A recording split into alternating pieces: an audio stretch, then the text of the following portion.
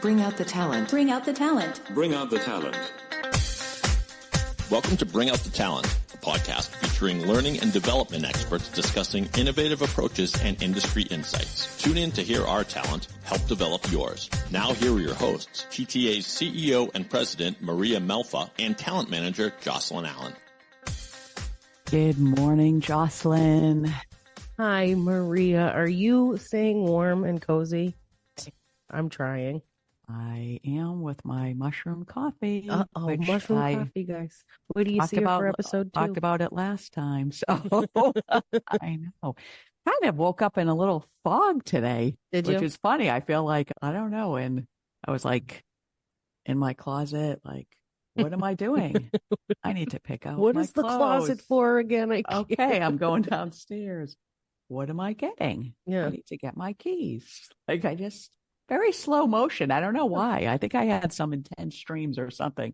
Well, because I had a good night's sleep, but I knocked just you out for in your non-dream life. I understand what that means. Absolutely. Well, like you made it here. You look fabulous. I wouldn't have known any better. So it looks like I don't have shoes right on, but you.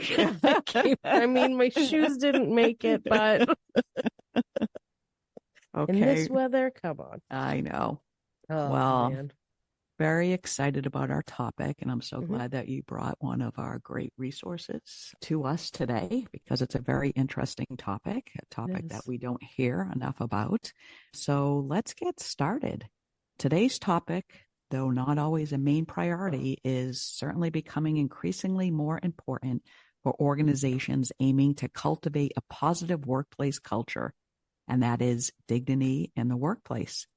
In fact, recent studies found that 95% of respondents see a culture of dignity as a key to attracting and keeping talent. 94% link it to a higher work engagement, and 93% believe it boosts organizational performance. So those are quite high stats. Dignity and respect are often used interchangeably. I wondered myself when I like to learn more about what Ralph has to say on this topic, yet they hold unique and equally critical places in our workplace interactions. Understanding how they differ can profoundly transform our communication, our leadership styles, and teamwork. So in this episode, we are joined by our friend and consultant, Ralph Campbell, who is an expert in organizational behavior and creator of the Dignity Index Assessment. We'll explore the difference between dignity and respect and why these distinctions matter. We'll discuss challenges leaders face in fostering a culture of dignity and learn how organizations can genuinely integrate these values into their everyday practices. And also, finally, and how these principles can lead to a better communication, stronger teams, and of course, an improved company culture. Welcome, Ralph. Thank you for having me, Maria and Jocelyn. We're very excited, Ralph. We partner with you very regularly on many a different scale. So it only made sense to bring you into our podcast to talk about a subject matter that I know is very important to you, and that is making a difference in organizations when they start to pay attention and define the differences between these closely related subjects of dignity and respect. They are often seen as one and the same, though they are not. They have similarities. They come from the same kind of like foundation, I guess you could say. And when we were talking about this episode, I mean, passionate is not even a word that is strong enough for how you feel about it. I mean, how long the conversation just spiraled in different directions, all because at the core, you were talking about how motivating and how important this subject is for you. So can you elaborate on the fundamentals for us? Like, let's open up the doors. What are the differences between dignity and respect? And what's the reason why we said in the intro it's so important to distinguish between the two of them? Great question. Yes, I am very passionate about dignity because it really speaks to why I do what I do. And so I'd first like to start off by sharing my personal vision statement, or my why. And my why is to make gentle the life of this world through honoring each person's value and worth, so that together the difference we make for each other can never be erased. And that term, to make gentle the life of this world, comes from Robert Kennedy back when Martin Luther King was assassinated. And that night, there was a lot of rioting in the world. And he said his goal that night was to make gentle the life of this world. And so that's my why. And so dignity supports having that be a possibility in the world. I've been studying conflict for quite some time, and I stumbled upon this social construct that we now call dignity when I was looking at different ways to support my clients resolving interpersonal conflict. And so I began to read on different frameworks, and I saw the work of Dr. Donna Hicks out of Harvard, who wrote the book back in 2006 called Dignity. And I began to read the book, and it really began to change how I saw conflict and what part I can play in the conflict. And one of the big distinctions in her work, and she's been studying interpersonal conflict for over 30 years in many countries. So she's seen it all, from Israel and Palestine to Sri Lanka to South Africa. And in her data, what she began to realize is that people all over the world use the word dignity and respect almost interchangeably, as if dignity is the synonym to respect, and it's not. And so in her research, she began to take a look at the definitions. And if you think about what respect means, it's a deep admiration for someone or something elicited by their qualities, abilities, or their achievements. So in effect, it's me having admiration for Jocelyn or Maria about what you do, how you do, or what you've achieved. But I don't necessarily have to respect you. In her work, Donna Hicks says that respect is earned by how you and I show up in the world and how we behave with each other and how we speak with each other in many other ways. And the definition she came up with for dignity is our inherent value and worth. And what she's saying is that every human being, regardless of XYZ, is born valuable and worthy. And respect is something that one has to earn from another. And if you start a conflict where you have to respect me and I don't respect you, you're not going to move from first base to second base. But if you are inside of a conflict and the dignity is already set, that I value you as a human being, Maria and Jocelyn, and you're valuable and you're worthy, my listening of you and your upset with me begins to show up differently in how I am explaining my conflict with you. Because at the beginning, you already see me valuable and worthy. You're not better than me. You're not less than me. And that is very fundamental to her work, drawing those distinctions, especially when you're speaking with employer organizations, where if you watch people communicate when they are in a conflict, or you're watching TV and some of these 36 civil wars that we have going on all over the world today, they're saying the same thing. We want to be treated with dignity and respect. But what they're really saying is, treat me with dignity. I love that. An incredibly impactful statement. When giving us the definitions, you really hear kind of like what the difference is. Now, why is it so important, like in the workplace, to distinguish between the two meanings on the dignity side and the respect side? I know you said a lot about earned respect. Does that have something to do with it? Can we dig into that? Yeah, oftentimes when I'm meeting with clients, or I'm meeting with two individuals to help resolve conflict, both individuals will say, they'll start off, "You don't respect me." And the other says, "I don't respect you because of this, this, and this." And I stop them and I say, "Do you believe that Maria is valuable and worthy?" And she goes, "Of course." And then I said, "Do you believe that Joshua is valuable and worthy?" "Okay.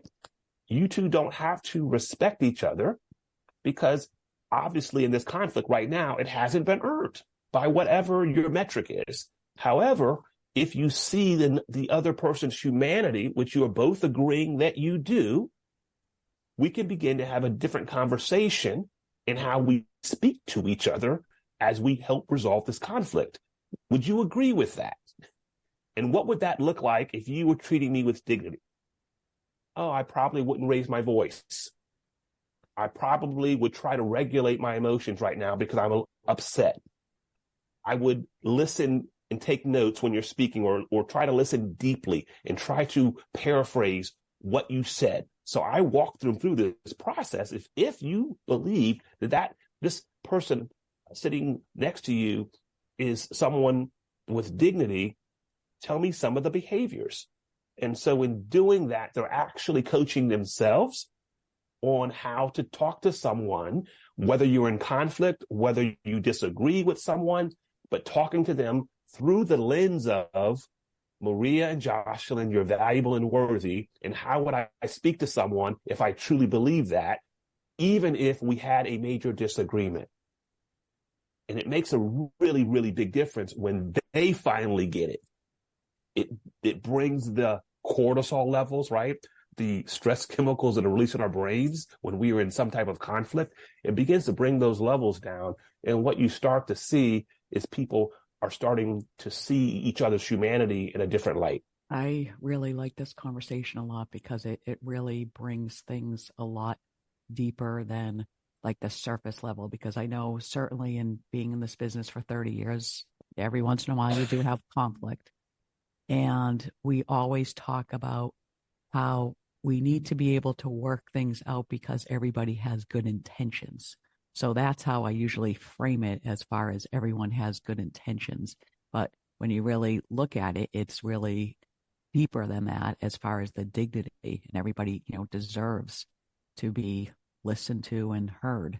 So I think already we could use some of these principles when we're talking. Yes.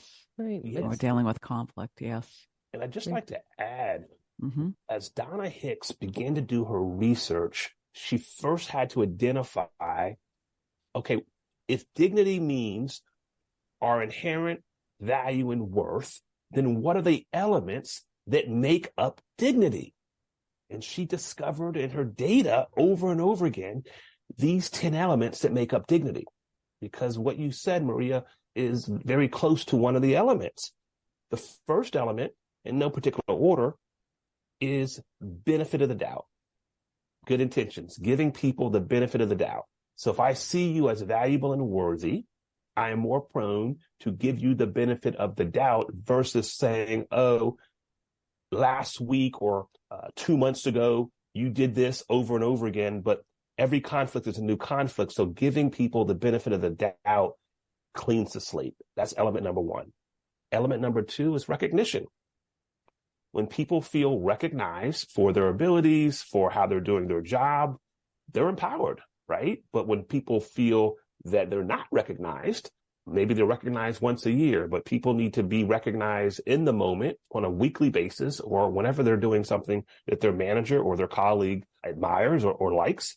When they're not recognized, that's going to cause a conflict. And in her work or my work, we call these dignity violations. So when I'm not giving the benefit of the doubt, I'm immediately thrown into some potential conflict. When I'm not recognized, I'm potentially going into a conflict. The third one is a big one: acceptance of identity. When people feel their identity isn't accepted, you're going to have a conflict, and that's another dignity violation. The fourth one is accountability. When I say something that offends you, I have a heightened level of awareness where I can hold myself accountable and go, ooh, that was inappropriate, or I shouldn't have said that. And there's a way that when people feel that their manager or supervisor doesn't hold themselves accountable, then that's a dignity violation. You're holding me accountable, but my manager or supervisor, they do a behavior or say something and they're not held accountable. And then there's the biggest one in her data, which is acknowledgement. When people don't feel seen, heard, listened to, that's a dignity violation, and that's going to cause big conflict. And you see that in corporate America. There's studies every week coming out about people sitting at the table, but based on job status, gender, you name it, these power dynamics, they don't feel seen, even though they're speaking, right? They don't feel listened to. So that's a really big one that causes conflict all around the world, is people don't feel seen, heard, or listened to. And then we have inclusion. So when people feel they're not included, that's a dignity violation. It goes without saying, that definition. Independence. People don't want to be micromanaged. They want their own agency. They want to be able to make their own choices. And when they feel that they don't have that ability to be creative and make their own choices or have their own agency, that's another dignity violation. And then winding these down, you have psychological safety, which I do a lot of work in that area, right? And so the work of Dr. Amy Edmondson at a Harvard Business School, when people don't feel safe psychologically, you are going to have a conflict, right? They feel that maybe they're going to be retaliated against, or they can't speak up. They can't challenge the status quo. Maybe they can't ask questions. So people want to feel safe. And when they feel safe, then their dignity is honored and you don't have conflict. And then the last two, understanding. People, hey, Stephen Covey wrote a book, 32 years ago, The 7 Habits. And the 5th habit is first you want to seek to understand, then to be understood, right? And so we oftentimes, people don't take the time to understand each other. And then the last one is fairness. When people feel they're being treated fairly, and that means their dignity is being honored. But when they feel they're not being treated fairly, that's a violation. And so when I speak about the word dignity and what it means, what I'm also saying, these elements make up dignity. And so anytime there's a conflict in a relationship, the first thing I do as a consultant, I give people the language of dignity, because oftentimes in conflict, we're not given frameworks in which to resolve. And so I'm using my model, and Jocelyn, you're using your model, which means that you're speaking Mandarin and I'm speaking Russian. So we haven't even started with common ground.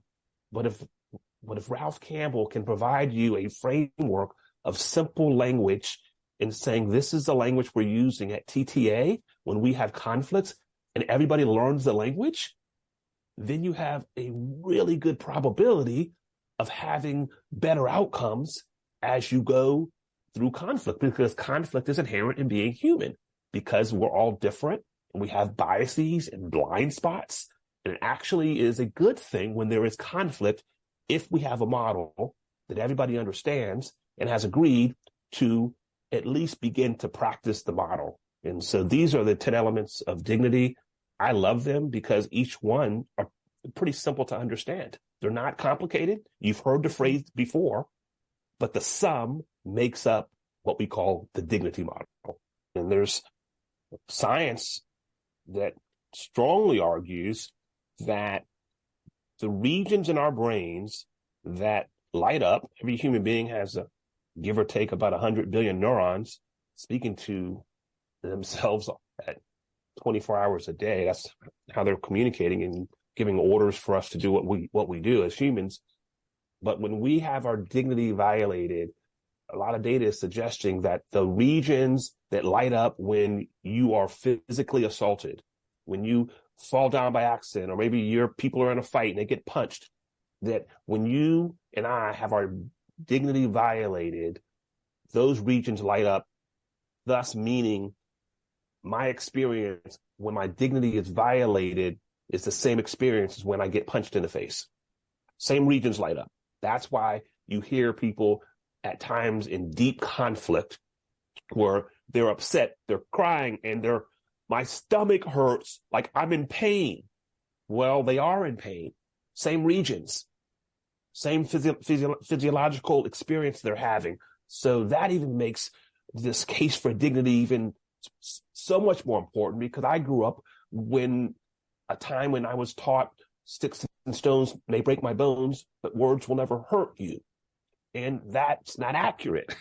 Nope. Big Words load of do crap hurt. that is. Matter of fact, not only do they crap. hurt, but they feel they can have the same experience as they stay with you being in a car accident or punched. And that is powerful, because that makes a huge difference.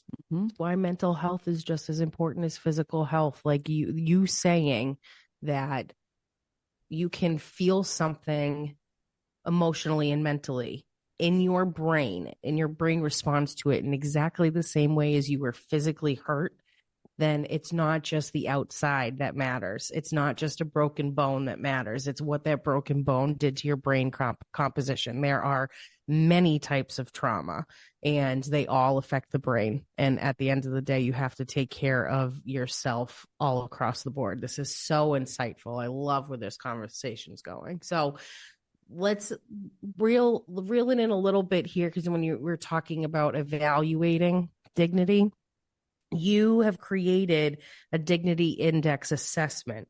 Can you explain a little bit about what this assessment is and how it works? Yeah, I'm excited about the dignity index assessment, but I want to give you a little context of how I stumbled upon it. Dr. Donna Hicks is like a mentor to me, and she is an advisor for a nonprofit in Utah called Unite, and they're all about having the world be more dignified. They created what's called the Dignity Index back in 2021, and they rolled it out in 2022. And the Dignity Index was it's a 1 to 8 scale to measure speech for dignity or contempt. The lower the number, the higher the contempt. The higher the number, the more dignified. And this scale was used in the midterm elections in Utah as a way to give feedback to the politicians speaking to each other, doing their debates. And so after the debate was over, the local newspaper would publish the Dignity Index, and they'd have Jocelyn Allen, a 1 through an 8. And they'd print the paragraph in which you were an 8. And then all through the debate, you just see these numbers, 1, 2, 3, 4. And they did it as an experiment, and it took off. People began to go, wait a second here. Seeing how language hurts people and some of the harshness of the language, it actually begins to change behavior when you see a score of a 1, like, ouch. And it really caused a lot of healthy debate. And now it's starting to really take off. It started at University of Utah, but they're thinking about using it, obviously, across our nation in politics. I had an aha moment. I thought that was fascinating, how getting feedback changed your behavior, right? Because it's published all around the world, and your children see it, and they see the language that you used, some of the divisive language that we have out there today. And I said, well, is there an assessment where employees can rate their own company on these 10 elements? And I called around, and they said, no, why not you? So I put my pennies together, and I hired a company to help me create what's now called the Dignity Index Assessment. And it's an assessment where an employee can rate the company anonymously from 1 to 5 based on these 10 elements. And so the company at the end of the day gets a score, a 1 to 5. Obviously, a 1, you're not doing well, you probably need to hire Ralph. Or a 5, you're doing really great, you have a bunch of dignity agents. That's what I call people that really practice dignity agents. And what's interesting about this is you get your score, but then I can also dissect it by, well, what did TTA get for the element benefit of the doubt? Maybe that's a 3. Fairness, that's a 5. So we could I could sit down with employers, and we can get really granular to see which element of dignity that we need to work on. And you may be doing great in 8 of them, but psychological safety is a big one. That's always the lowest score based on my data that I'm collecting now, right? People do not feel safe in the workplace. So you can also dissect it by gender, by race, by sex, by title, by pay. And it's interesting because with psychological safety, you can tell and give this to men. And in some of my groups, men score the company higher than women. Why is that? Good question. And that's a question that they get to ask themselves, not Ralph. But at least now you have data where you can begin to have these conversations on what do we need to do to move our from a 2 to a 5. And so I just started it about 7 or 8 months ago, and the feedback has been really, really good. It's not an assessment like a personality assessment where everybody's just jumping to do it. And what's my personality assessment? Am I a driver, or am I highly analytical? The Myers-Briggs and the Big Five and the DISC. This is a tough one because it's about culture. It's about culture, right? It's not about my personality or do I think critically? How do I listen? This is about the culture that drives your company, and are you committed to do something about it so that you can have a company built foundationally on dignity. So it's been exciting to see. So how does the actual assessment work? How long is it? Does every employee take it? It's about 25 to 30 questions. We're still tweaking it based on feedback, right? Because we know if it's too long, I'm not going to take it, right? So it's about 25 today, 25 to 30 questions. It first gives each employee the definitions of each element. So you start off by reading the elements. Again, pretty simple, fairness, and they give you the operational definition, so it's not gray. And then they ask you a series of questions, and these questions are tied to each of these elements. And you just answer it, and how you're answering it is your own scale. Do I agree? Do I disagree? So there's 7 different ways that you can answer it. Basically, a scale. You're putting the element of psychological safety to you on your own scale.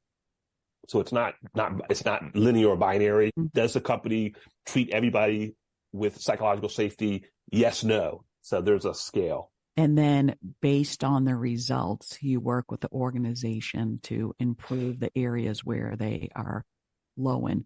So do you tailor that class based on that, or do you still cover all the principles? How does that work? What's the next step?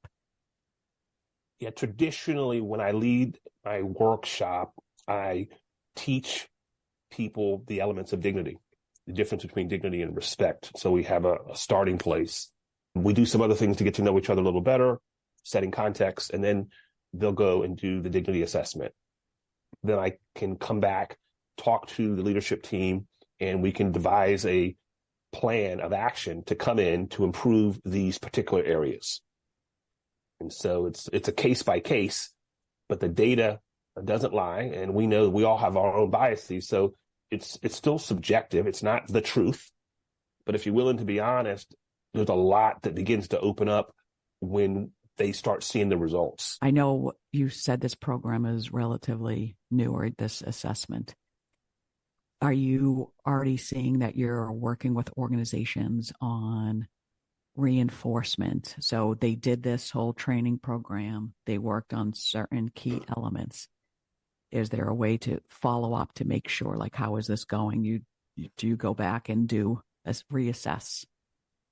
Yeah, that's a great question. Even before I started this, I wouldn't take on a client if they weren't committed to what we call the dignity journey. So this isn't a one-off. So it requires practice, just like if you're a singer, you're practicing every day. You're playing the piano, you're dancing. But what about dignity? How come we're not applying the same first principles to learning the skill of dignity as we do for learning the skill of swimming? And when I introduce it that way, the employer typically goes, yeah, my daughter goes to dance every night. Yeah. My son runs track. Yes. My employees practice dignity. Yay. And so that's exciting when you get the buy-in. And then, of course, the real work begins. I had a client that we just finished in October, a 10-month dignity journey. It was 10 months. So it started with the formal training. And then how do you practice it? How do you, if I violate Maria's dignity, what are some things I can do to restore your dignity, to honor your dignity, right? To make amends. And so there's a lot of different processes, because once you learn the methodology, that's the easy part. How do you actually put it into practice? And then how do you measure it? And so I have this one organization put it in their KPI, right? So we had KPIs for many things, but now we have a dignity KPI. And what does that look like? So that's exciting. The challenge is the world that we live in, the business environment, many leaders say one thing and they do another based on performance results versus on the stock price, et cetera, right? And so the smaller organizations are, because a smaller organization, you can manage culture, right? Where you have a larger organization, it really takes a strong leadership team to walk the talk and hold each other accountable. So a lot of the work I do these days, when I start the dignity journey, I'm mainly working with the leadership team. I'm doing individual coaching. I'm coaching them. I asked them this question that was asked me several years ago. Are you an easy pill to swallow? Are you an easy pill to swallow? Why or why not? And let's ask your colleagues, is Ralph an easy pill to swallow? Which is basically saying, how does Ralph live the elements? If you're an easy pill to swallow, you're living benefit of the doubt, recognition, accountability, psychological safety. And so a lot of my work to organizations starts at the top, and we either move forward or it's just not a match, because if you're not, that if you're not, no, you can fail, you can make mistakes, because that's what you do when you're learning a new skill. It's the place you come from when you violate someone's dignity, when you make a mistake about the elements.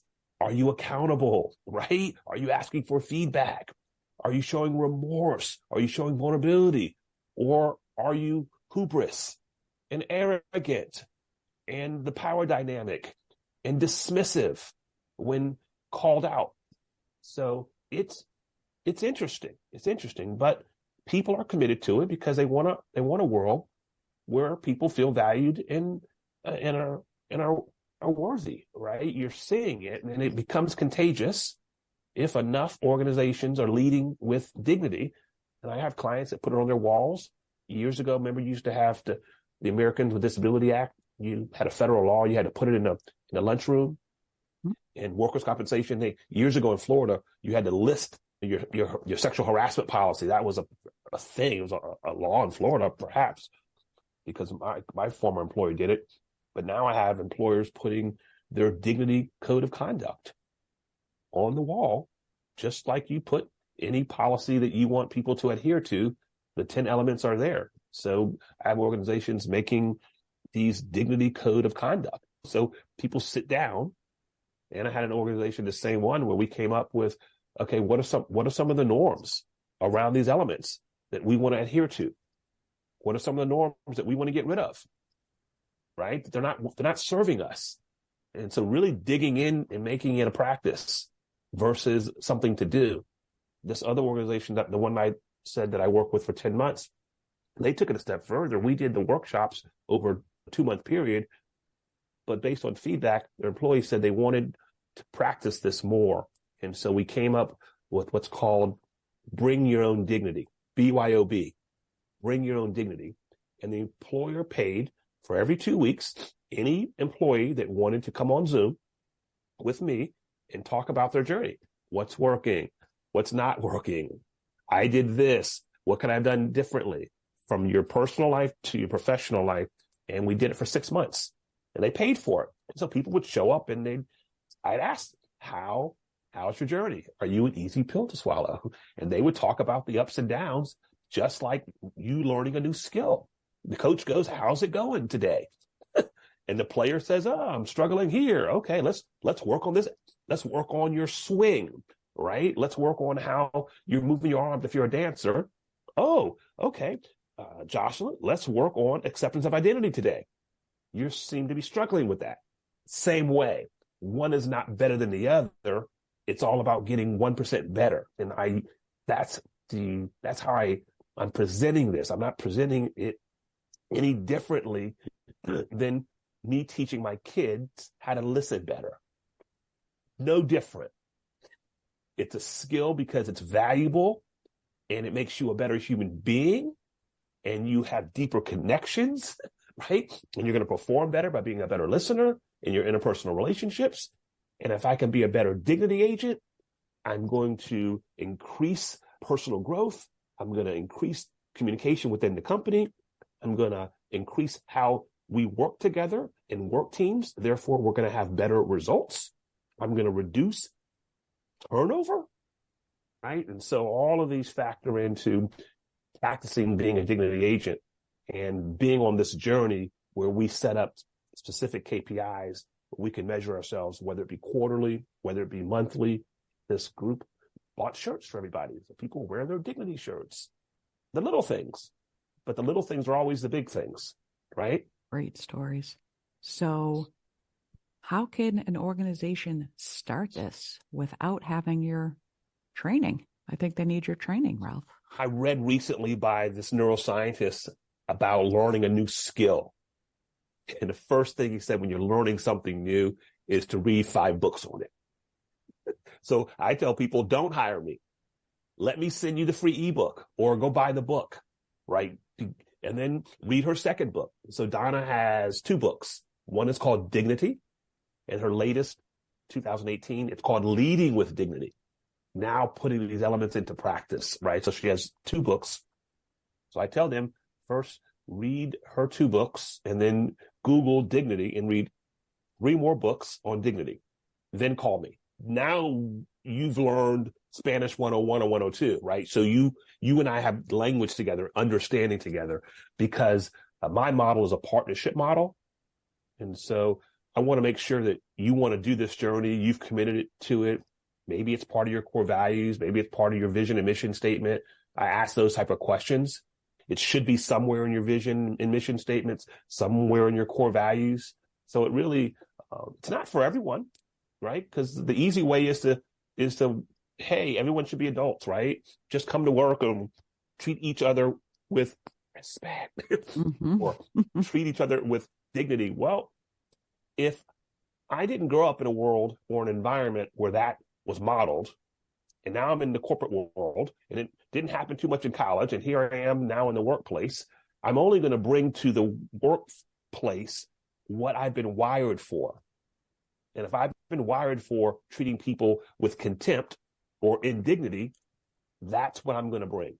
And if I've been wired for treating people with dignity, your inherent value and worth, that's what I'm going to bring, right?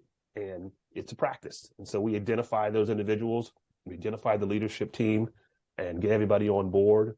And every group's different because every group has a different culture, right? And so you have to flush some of what doesn't work out so that you can produce what does work out. So sometimes they're hard conversations. But what I've found when I do a lot of these sessions, people coach themselves. I do little talking.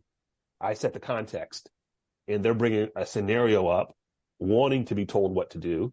But now that we've walked through the model, we've practiced it, we've had these open conversations, it's interesting to watch employees begin to coach each other and going, ooh, that was a violation. And let me show you, well, let me explain to you what I'm hearing you say. And it was very moving to see men and women work with each other without the need of a coach or their boss or their facilitator. And at the end of the day, the dignity model works best when people are modeling it because they just believe in everybody's born valuable and worthy. So the police are policing the police, not the hierarchy, which you traditionally see. And it's very, very special to see people honoring each other that way, where you don't need to send an email and gossip and all that stuff that people sometimes do when they feel threatened. But you have to set that environment, and it takes work. But I tell you, the benefits are overwhelming. He's amazing. I'm not trying to take away from any DEI classes that we've had, but this to me is just a whole nother level, a deeper level that seems like it would just get better results because you're getting at the core of everything. Right. I really love your program. This is excellent, Ralph. Thank you. I really do. This is good stuff. When I do diversity, equity, inclusion work, 'cause I do a lot of it. Yes. That it's integrated. Yeah. The first thing we do, we don't talk about what's implicit bias. Yes. What's racism, et cetera, et cetera. What we talk about is what is dignity. And that's the foundation of my diversity, equity, inclusion course. And once that's in place, when we start having uncomfortable conversations, they're not uncomfortable because we're speaking through the lens of dignity to one another. There's not the me against you and the being triggered. People still get triggered, but it's a different type of trigger. So we spend a full or half day before we even get to these other terms as far as equity and equality and why they're different and et cetera, and the history of D&I and all this sensitivity training. And it's different when you start talking about diversity, equity, inclusion, when you have the foundation of the house called dignity. It's just a different conversation. And I've been spreading that for the last 2 or 3 years. When they hire me for D&I tell them, you're hiring me for dignity. And then we'll have a conversation on equity and inclusion. Awesome. I'm very proud of you, Ralph. It really is. I feel like doing a standing ovation. I know, really. Oh, there she goes. She's standing up. It is. Yay, dude. I know. Because I didn't fully know what to expect from this conversation because it is at a different level. And this is right on. Every organization needs this, and we have to discuss more about possibly bringing Ralph to TTA. Ralph would love nothing more than to come to TTA, right, Ralph? Hey, dude. I'd be honored. Yes. Oh my God, that would be pro bono. Wouldn't charge a dime because you have been such a great partner to my work, and I'm honored to work with. I don't know everybody there, but the handful of men and women I have met, they all treat me with dignity, and I think that's why you're so successful as an organization. I mean, we do have a good group, and as I mentioned, it didn't happen by accident. We are crazy about hiring for the right culture fit because it's everything. So, but with that said, we still have personalities and people coming to work, and every once in a while, Johnny makes Sally cry and Sally makes Johnny cry. So go Sally. No, just kidding. I know. So we just got to figure that out. But I do love this. Yeah. I feel that we need to absolutely talk about this more, market this more. I think all schools need to have this. I think that you're on to something very, very good. So I know our time is... That's all right. We're at time. We're at time. But it just means that we are ready for more time, like 90 seconds worth of time, I think. So, Ralph, are you ready for the next phase of the Bring Out the Talent episode that you were here with us on? Yes, I am. It wasn't my best transition, but David, can you play the music, please? It's the TTA 10 final questions for our guest. All right, Ralph. We gave you the rundown before. I got 10 questions written out here. They're fun. I'm going to bring a little extra jazz to the episode with this little segment we call TTA 10. So the goal is to answer the questions in 90 seconds or less. If you do that, we celebrate you. If we don't, we do the opposite. But it's both are very, all very in fun dignity. Outcomes. Yeah. So yes, we will have dignity when doing so. So, Ralph, are you ready to partake? Yes. All right, David, 90 seconds, please. Yes, Jocelyn. 90 seconds on the TTA 10 clock beginning now. Ralph, what is your favorite way to decompress at the end of the day? Reading. Name a 3-digit number with no repeating digits in it. 305. Who let the dogs out? Oof, oof.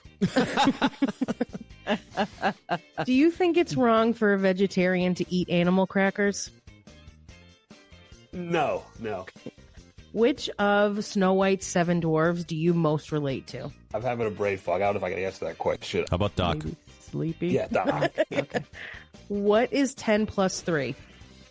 10 plus 3, 13. What is a junk food you wish you could eat more of? Ooh, gummy bears. You asked ChatGPT to plan your perfect vacation. Where are you going? Key West, Florida. What is your favorite flavor of ice cream? Chocolate. Who do you think is going to win the Super Bowl? Lions. Green Bay. What'd you say? Green Bay. Green Bay. Okay, awesome. Well, David, that's 10 answered questions. They were answered. So give us the final verdict, please. Well, you didn't say which Super Bowl. I mean, that could be next year's Super Bowl. Yeah, yes. You never know. The results. With a time of 1 minute and just 17 seconds, Ralph has triumphed in the TTA 10. Beautiful. Yes, and we do have nice work. We have a special salute for Ralph, who is clearly a proud Floridian. Contrary to popular opinion, not everyone in Florida is crazy. After that glorious triumph in the TTA 10, we know Ralph is actually an impressive Floridian. Here's another one for you. The late, great Tom Petty. Bet you didn't know he wrote a song about Ralph. It goes a little something like this. Well, down in Florida where the sun meets the shore, there's a man named Ralph. His wisdom we adore. From Morehouse College, a scholar at heart. Dignity his name, his true work of art. Oh,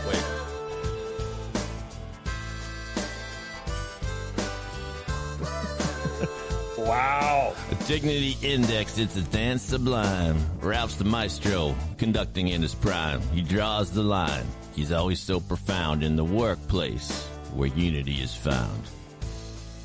Yeah, that's where it's supposed to be found.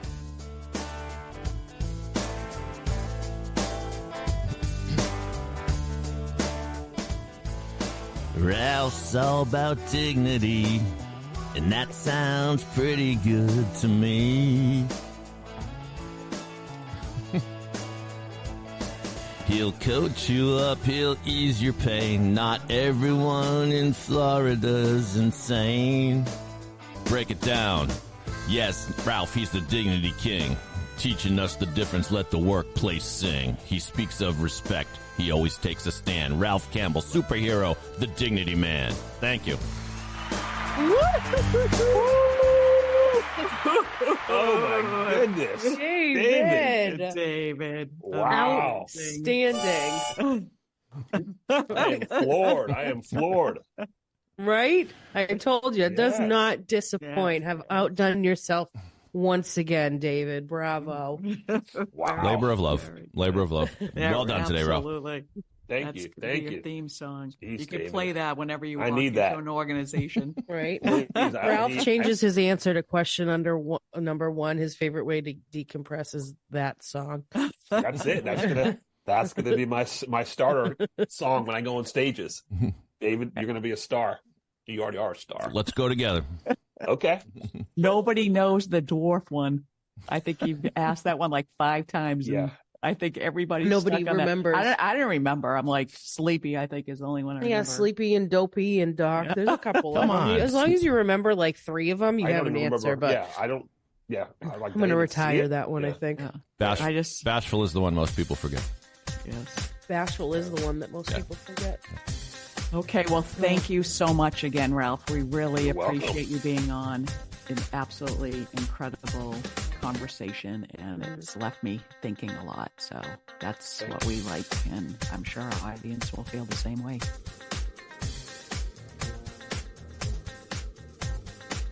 For more information on working with Ralph to establish dignity in your workplace, visit us at thetrainingassociates.com. We'll see you later.